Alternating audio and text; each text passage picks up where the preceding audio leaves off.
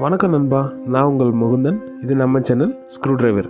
இந்த வீடியோவில் எல்இடி டிவியில் வர ஒரு முக்கியமான 2 ப்ராப்ளத்தை பற்றி தான் பார்க்க போகிறோம். ஃப்ளிக்கரிங் அண்ட் பிளிங்கிங் ப்ராப்ளத்தை பற்றி தான் இந்த வீடியோவில் ஃபுல்லாக பார்க்க போகிறோம். இந்த வீடியோவை ஸ்கிப் பண்ணாமல் ஃபுல்லாக பாருங்கள், அப்போ தான் இதோட டீட்டெயில்ஸ் எல்லாமே உங்களுக்கு தெரிய வரும்.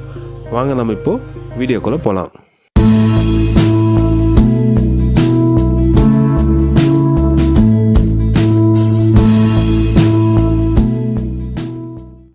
எங்கள் வீட்டில் LG 32 inch LED TV use பண்ணிகிட்ருக்கோம்.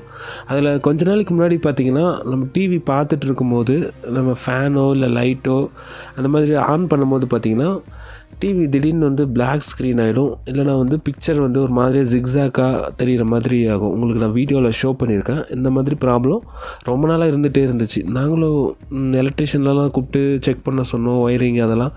அப்பயுமே அந்த ப்ராப்ளம் சால்வ் ஆகவே இல்லை. ஸோ அதுக்கப்புறம் நானும் சர்ச் பண்ணி பார்த்ததில் பார்த்திங்கன்னா, அது வோல்டேஜ் ஃப்ளக்சுவேஷன்னால தான் அந்த ப்ராப்ளம் வருது அப்படின்றத நான் ஃபைண்ட் அவுட் பண்ணேன். வோல்டேஜ் ஃப்ளக்சுவேஷன் மோஸ்ட்லி எதனால் வரும்னு பார்த்திங்கன்னா, நம்ம ஃபேன் ஆன் பண்ணும்போதோ இல்லை இந்த ஓல்டு மாடல் டியூப் லைட்லாம் பார்த்திங்கன்னா ஸ்டார்டர் டைப்பில் இருக்கும். ஸோ அதெல்லாம் ஆன் பண்ணும்போது ஸ்டார்டிங்கில் ஹை பவர் எடுக்கும். ஸோ அந்த மாதிரி டைமில் மட்டும்தான் பார்த்திங்கன்னா எனக்கு வந்து இந்த மாதிரி டிவியில் வந்து டிஸ்டர்பன்ஸ் ஆகுது. ஸோ இதுக்கான சொல்யூஷன் என்ன அப்படின்னு பார்த்தீங்கன்னா, நான் வந்து ஏவியில் யூஸ் பண்ணி பார்க்கும்போது, அதாவது ஏவி பின் யூஸ் பண்ணி பார்க்கும்போது எனக்கு வந்து இந்த ப்ராப்ளம் வரல. HDMI கேபிளில் நான் யூஸ் பண்ணும்போது மட்டும்தான் எனக்கு இந்த டிவியில் ப்ராப்ளம் வந்தது.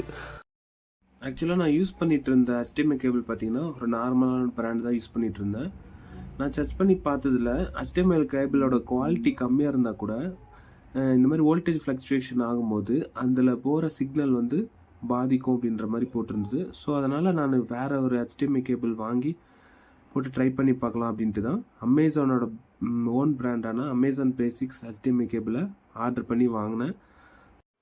இப்போ ஆல்ரெடி இருக்கிற பழைய HDMI கேபிளை நம்ம டிவியில் இருந்தும் செட்டப் பாக்ஸில் இருந்தும் ரிமூவ் பண்ணி எடுத்துட்டேன். இப்போ அடுத்தது நம்ம வாங்கியிருக்கிற அமேசான் பேசிக் HDMI கேபிளை நம்ம டிவிலையும் செட்டப் பாக்ஸ்லேயும் கனெக்ட் பண்ணி செக் பண்ணி பார்க்கலாம்.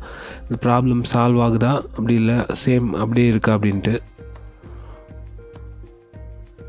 இப்போ டிவிலையும் செட்டப் பாக்ஸ்லேயும் நம்ம கனெக்ட் பண்ணியாச்சு. என்னோடய டிவியில் பார்த்தீங்கன்னா HDMI 2ல் தான் கனெக்ட் ஆன மாதிரி காட்டுது பாருங்கள்.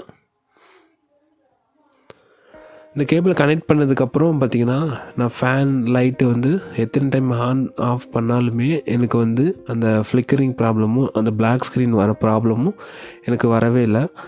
ஸோ இது வந்து பர்ஃபெக்டாகவே ஒர்க் ஆகுது.